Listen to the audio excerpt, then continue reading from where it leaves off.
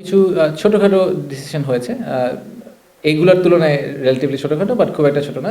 আরেকটা হচ্ছে যে কুষ্টিয়া সুগার মিল, যেটাকে আম যেটা এই মুহূর্তে আমাদের যেহেতু সুগার মিলগুলা অনেকেই স্ট্রাগল করছেন, তাকে আমরা রিপারপাস করার চেষ্টা করছি কীভাবে তাদেরকে আমরা আরেকটু ভালো জায়গায় নিয়ে যেতে পারি।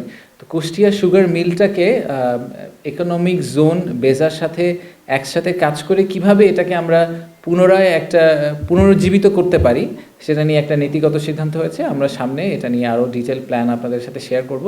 যেহেতু ওখানে গ্যাস, ইলেকট্রিসিটি, রোড ইনফ্রাস্ট্রাকচার, যেগুলো আমাদের বিনিয়োগকারীদের জন্য একটা ন্যাচারাল রেগুলার সমস্যা যেগুলো ওনারা ফেস করেন, সেগুলো ওখানে অলরেডি অ্যাভেলেবল আছে।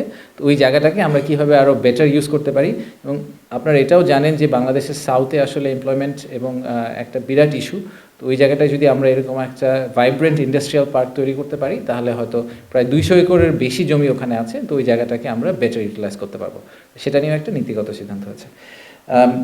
এর পাশাপাশি আর ফাইনালি যেই আরেকটা বড় সিদ্ধান্ত আজকে আলোচনা হয়েছে, সেটা হচ্ছে যে পৌরসভাগুলোকে অরিজিনালি আমাদের বেজার আওতার বাইরে রাখা হয়েছিল, বাট এটা 2012 সালের আইনে করা হয়েছিল। বাট আসলে পৌরসভার সংখ্যা কিন্তু প্রায় 309 থেকে বেড়ে এখন 331টা হয়েছে।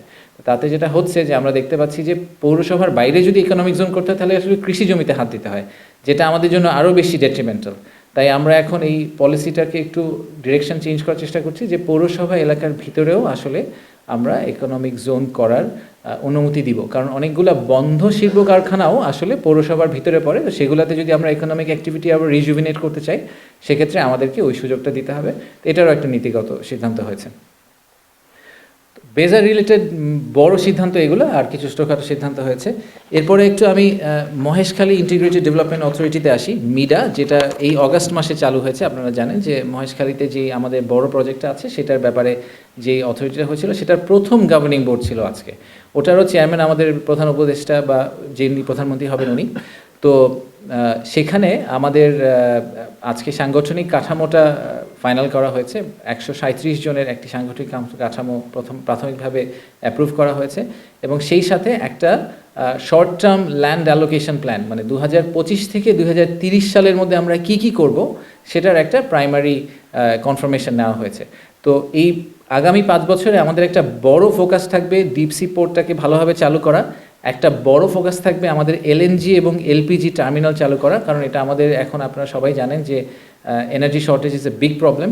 তো আমরা খুব দ্রুত এলপিজি এবং এলএনজি টার্মিনালটাকে চালু করতে চাই, এবং একই সাথে একটা ফিশ প্রসেসিং হাব তৈরি করা। এই তিনটাকে মাথায় রেখে আমাদের এই শর্ট টার্ম ল্যান্ড ইউজ প্ল্যানটা ফাইনালাইজ করা হয়েছে। আর শেষে হয়েছে আজকে আমাদের বিডার যেই গভর্নিং বোর্ড, সেই গভর্নিং বোর্ড